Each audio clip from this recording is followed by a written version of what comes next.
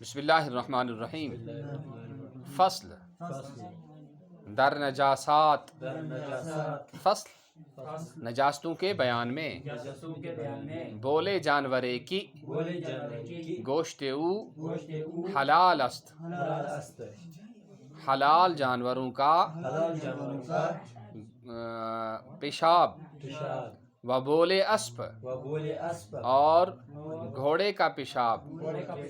و پس افگندائے پرندگان حرام گوشت، و پس افگندائے پرندگان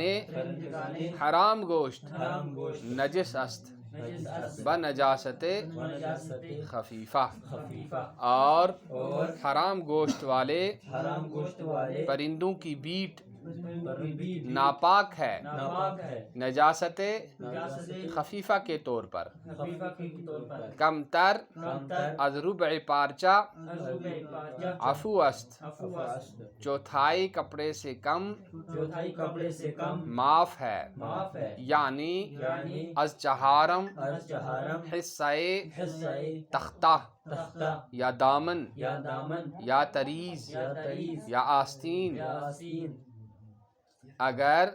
کم تر ازاں بیا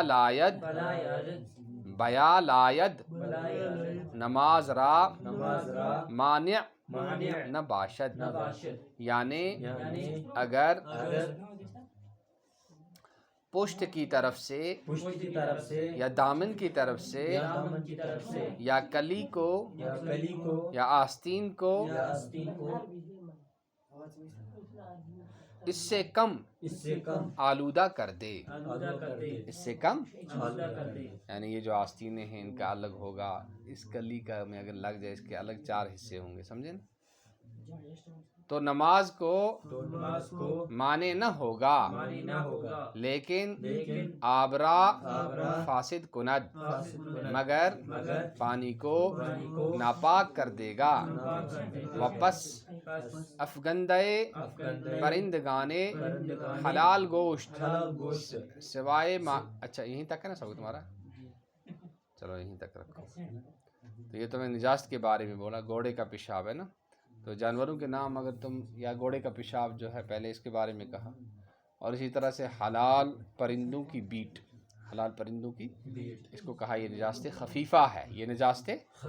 اس کا کیا حکم ہے کہ جہاں پر کپڑے کے جس حصے میں بھی لگے اس حصے کے 4 حصے کرو، تو اگر چوتھائی حصے میں لگا ہے تو پھر معاف نہیں ہے، اور اگر چوتھائی حصے سے کم ہے تو پھر معاف ہے، سمجھے نا؟ تو لیکن اگر یہ پانی میں پڑ جائے، اگر یہ پانی میں پڑ جائے تو یہ ناپاک کر دیتی ہے، پانی کو ناپاک کرتی ہے، اس کو نجاست خفیفہ کہتے ہیں۔ کیا کہتے ہیں؟ نجاست خفیفہ کہتے ہیں۔ سبحان اللہ و بحمدہ، سبحانک اللہم لا الہ الا انت سبحان ربک رب العزت عما یصفون وسلام علی المرسلین والحمد